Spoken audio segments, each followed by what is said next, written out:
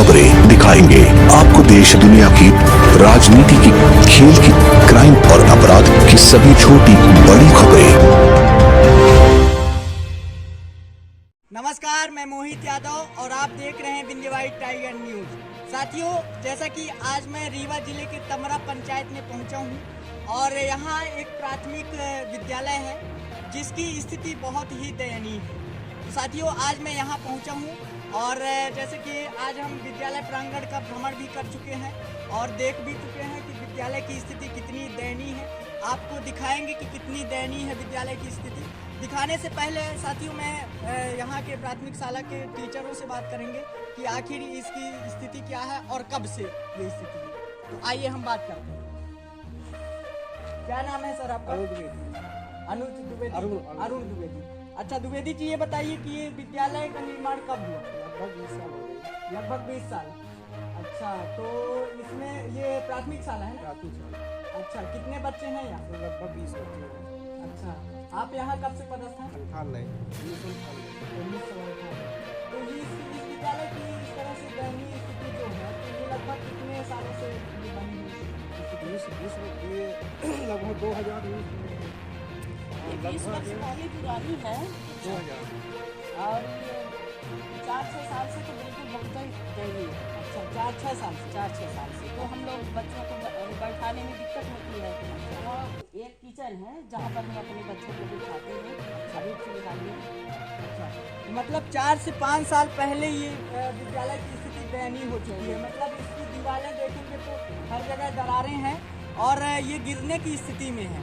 तो लगभग 4 से 5 साल हो गए इसकी स्थिति। और आप बच्चों को बैठाते हैं किचन में बैठाते हैं, जब भोजन पकता था बच्चों को बैठाते हैं अभी फिलहाल नहीं खाते। तो इस विद्यालय की स्थिति को लेकर आपने किसी जनप्रतिनिधियों को तक ज्ञापन सौंपा था? नहीं, हमारे संकुल में पता है, सबको। अच्छा, प्रिंसिपल साहब को पता है। हाँ, तो प्रिंसिपल साहब को पता है, बावजूद भी इसमें कोई अभी कार्यवाही नहीं कर रहा? काम चल रहा है। अच्छा, 3-4 साल हो गए, अभी काम नहीं हुआ? हुआ तो नहीं काम, लेकिन उनको पता है, बोले हैं कि होगा। अच्छा, लगभग प्राथमिक शाला में कितने विद्यार्थी हैं आप? हमारे विद्यालय में 20-21 बच्चे। अच्छा, यहाँ शौचालय की व्यवस्था है? नहीं, अच्छा, शौचालय की भी व्यवस्था? मात्र पानी की व्यवस्था है जो बहुत सामने है। अच्छा, शौचालय में, अच्छा, हमारे विद्यालय में। अच्छा, तो बच्चों को यहाँ खेलने में भी परेशानियाँ होती होंगी? नहीं, खेलने में कोई परेशानी नहीं होती। मैदान है, बच्चे खेलते हैं। प्राथमिक शाला के बच्चे हैं, इतना ज़्यादा उनको ग्राउंड की ज़रूरत नहीं है, लेकिन भवन की ज़रूर ज़रूरत है। भवन की ज़रूरत है और लेकिन भवन की ज़रूर ज़रूरत है। भवन की ज़रूरत है और शौचालय भी तो नहीं है? शौचालय नहीं है, तो जब विद्यालय बनेगा तो शौचालय भी बनेगा। अच्छा, चलिए, तो कितने बच्चे हैं? 20 बच्चे। साथियों, अब हम आपको ले चलेंगे विद्यालय प्रांगण में जो ये नल हैंड पंप लगा हुआ है। आइए हम देखते हैं कि हैंड पंप चलता है कि नहीं चलता है। तो आइए अब हम देखते हैं, हैंड पंप को चला के देखते हैं। दिखाएंगे, कैमरामैन से दृष्टि इधर करें। हैंड पंप तो चल रहा है और हम ये विद्यालय का ये जो है तो ग्राउंड है, देख ही सकते हैं, ये विद्यालय का ग्राउंड है ये पूरा। चलिए, अब हम आपको ले चलते हैं विद्यालय के ये जो प्राथमिक शाला का जो प्रांगण है, बिल्डिंग है, तो इसको हम चारों तरफ से आपको दिखाएंगे कि क्या स्थितियां हैं इसकी। तो आइए हम आपको दिखाते हैं।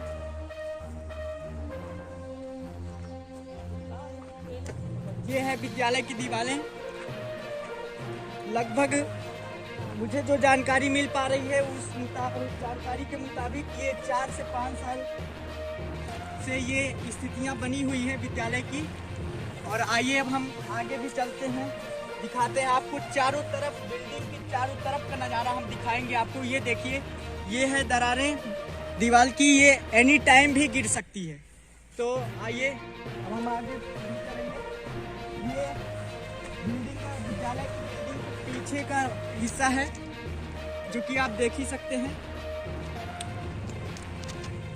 ये जगह जगह दरारें बनी हुई और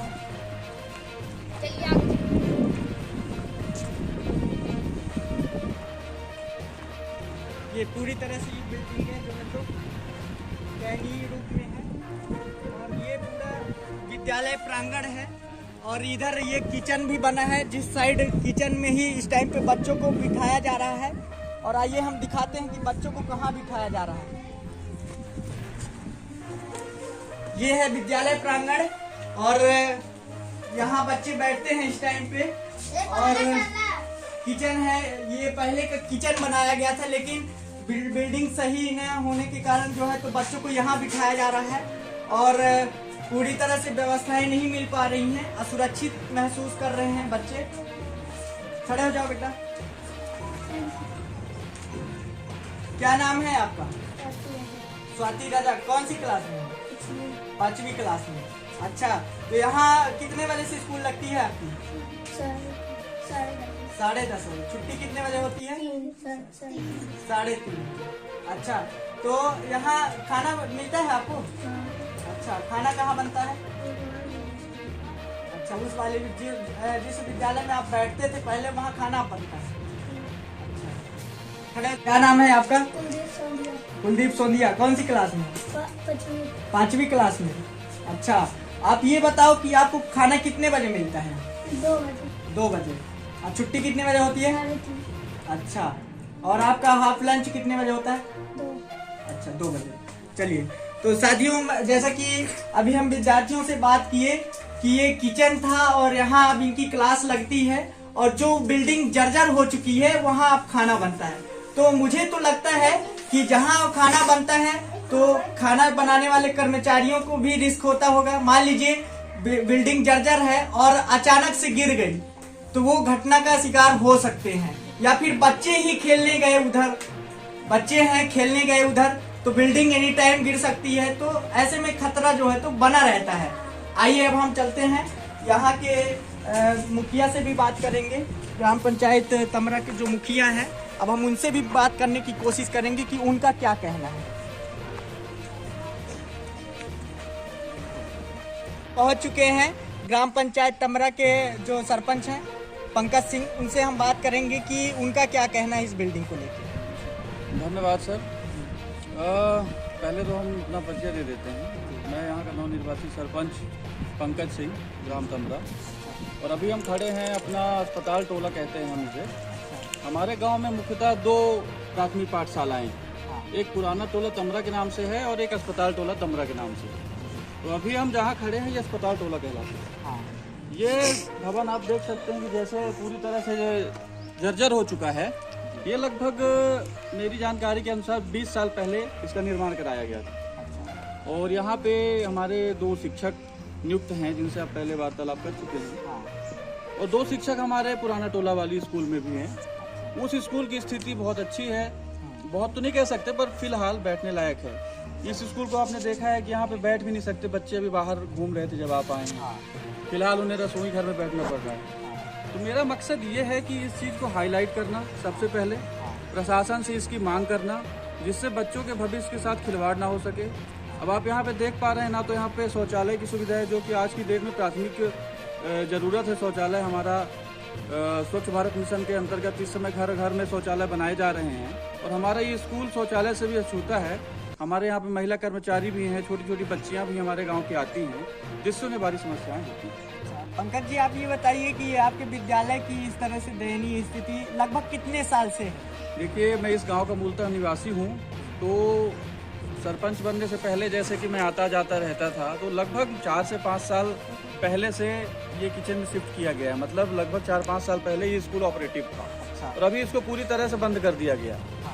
हमारे यहाँ पे जब चुनाव होता था तो पोलिंग बूथ भी इसको बनाया जाता था, पर इस बार निर्वाचन आयोग ने इस बिल्डिंग को अयोग्य घोषित कर दिया। यहाँ पे चुनाव की पोलिंग बूथ नहीं बनाई जा सकती, जिस कारण से पोलिंग बूथ में भी इस साल ये विद्यालय नहीं था, जिससे अंदाजा आप लगा सकते हैं कितना तरह से जर्जर है और कभी भी ढह सकता है।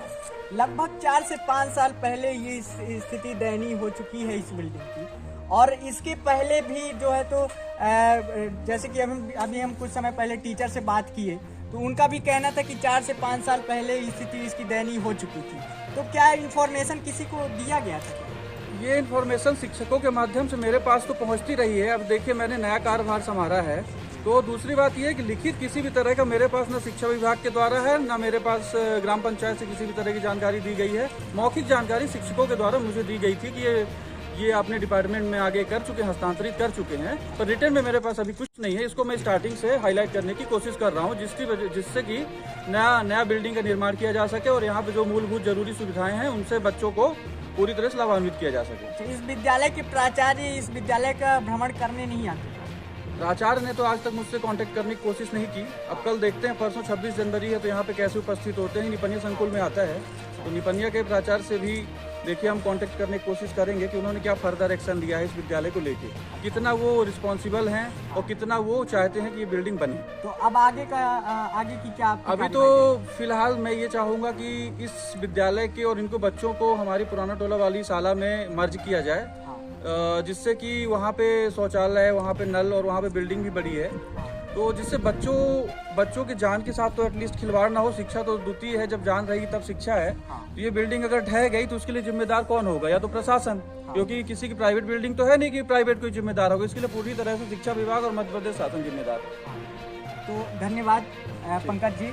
जैसा कि अभी हम सरपंच जी से बात किए तो उनका कहना है कि जब से वो सरपंच बने तो इस बिल्डिंग को लेकर काफ़ी असुविधाजनक बातें जो है तो उठाई गई और बच्चों की सुरक्षा के लिए इन्होंने आवाज़ें उठाई।